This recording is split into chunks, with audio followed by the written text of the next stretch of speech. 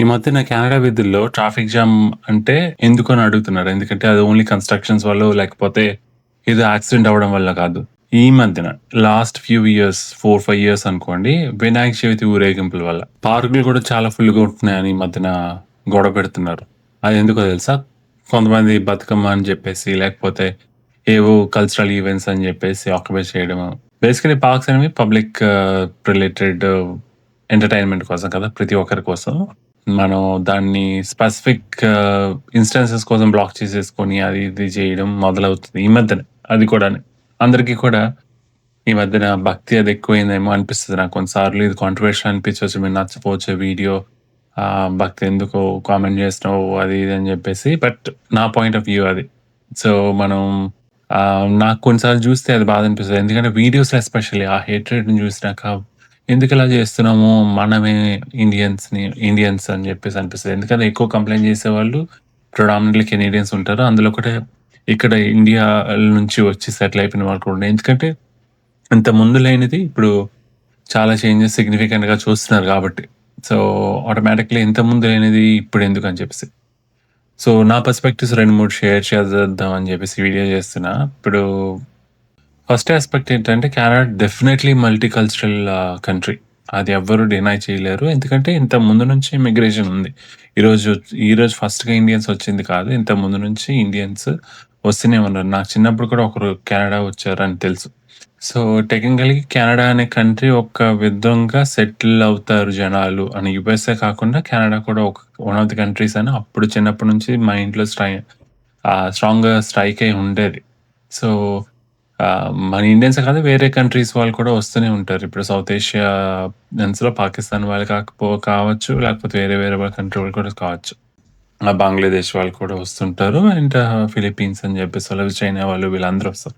ప్రతి ఒక్కరికి ఒక్కొక్క కల్చర్ ఉంటది కదా! ఇప్పుడు ఎలా ఉందంటే ఇప్పుడు టొరంటో పెద్ద పెద్ద సిటీస్‌లో చూసామనుకో బ్రాంప్టన్ ఇలాంటిలో వినాయక చవితి అని చెప్పేసి మన ఇండియాలో కూడా రెసిస్టెన్స్ స్ట్రాంగ్‌గా ఉంటది. ఏది వినాయక చవితి చేసుకోవచ్చు. బట్ మట్టి వినాయకుడు అని చెప్పేసి ఆ నిమజ్జనం మట్టి గణపతి చేయండి. సో దట్ పొల్యూషన్ ఉండదు. అది ఇది అని చెప్పి కలర్స్ ఉండదు. వాటర్‌లో కలపకండి. ఇంట్లోనే నిమజ్జనం చేయండి అనే కాన్సెప్ట్ ఇండియాలో నుంచి నేను చూసిందే. అది అక్కడ చేయలేక ఇక్కడికి తీసుకొచ్చి ఐ మీన్ భక్తి ఉండొచ్చు. పూజలు చేసుకోవచ్చు కాదనను. But end of the day ఏంటంటే ఆహ్, దీన్ని తీసుకెళ్ళి పబ్లిక్ వాటర్స్‌లో కలుపుతున్నారు. బ్యూటిఫుల్ ఉండే వాటర్స్‌లో కలుపుతుంటే లోకల్స్‌కి ఎలాగ అనిపిస్తది? ఇంతకుముందు లేనిది ఇప్పుడు సడెన్‌గా వచ్చేసి ఫుల్లు ఆహ్, లౌడ్ మ్యూజిక్ పెట్టేసి ఈ కొన్ని వీడియోస్ పెడతాను చూడండి ఇందులో.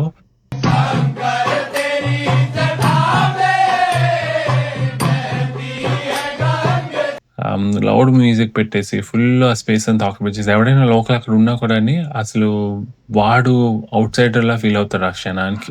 అప్పుడేమవుతది ఫ్రస్ట్రేషన్ పెరుగుతది. అప్పుడేమవుతది అక్కడే రేసిజం స్టార్ట్ అవుతది. ఫస్ట్ ఆఫ్ ఆల్ మనలో మనకే పడదు ఇండియాలో. ఇక్కడికొచ్చినాక ఒక యూనిటీ ఉంటదా అంటే అది ఉండదు. ఎవరెవరన్నట్టే చూస్తాం.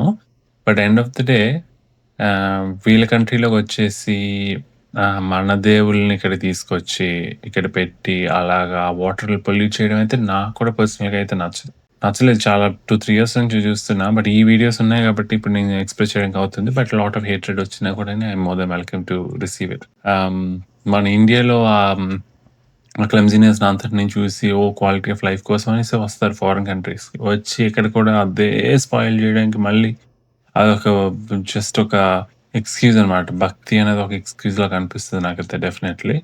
దేవుడిని పూజించుకోండి, ఇంట్లో పెట్టుకోండి, ఏమైనా చేసుకోండి ఎవరేమనరు మిమ్మల్ని. But end of the day ఇలాంటి చాలా యూఎస్‌లో కూడా చూసాము. ఇంట్లో ఎవరు గృహప్రవేశం అప్పుడు ఫుల్లు ఆహ్, ఆహ్, అదే అగ్గి ఇవన్నీ పెడతారు కదా! అది కరెక్ట్‌గా వర్డ్ గుర్తురాట్లేదు. బట్ వాళ్ళు మొత్తం ఫైర్ ఇంజిన్స్ వచ్చేసినాయి. మొత్తం అదంతా గోల గోల జరిగింది. ఆ వీడియో ఎప్పుడైనా మీరు చూసుండుంటారు.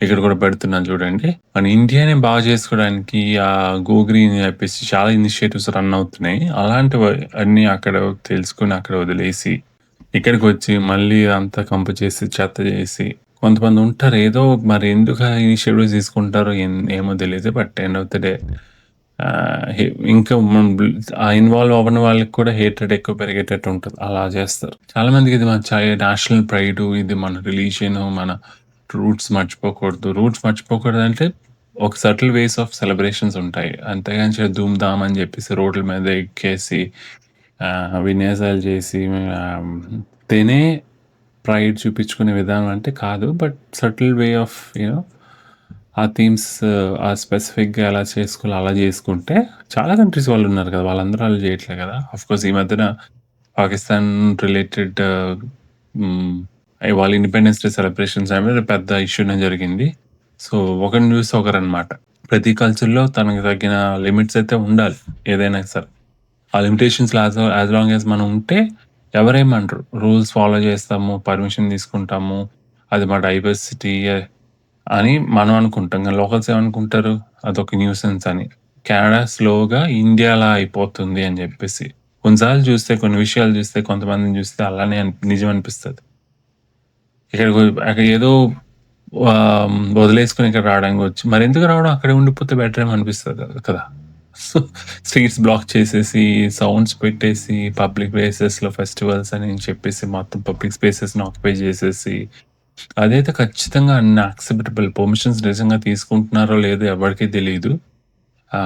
బట్ వీడియోస్లో అయితే ఇలాగే సర్క్యులేట్ అవుతుంది. చూస్తే మాత్రం అది చాలా చాలా బాధ అనిపిస్తుంది.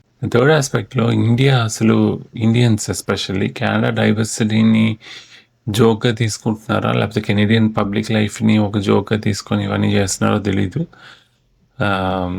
మనం ప్రౌడ్గా చెప్పుకుంటారు కెనడాలో ఇండియా కనిపిస్తుంది. But really is that what we want?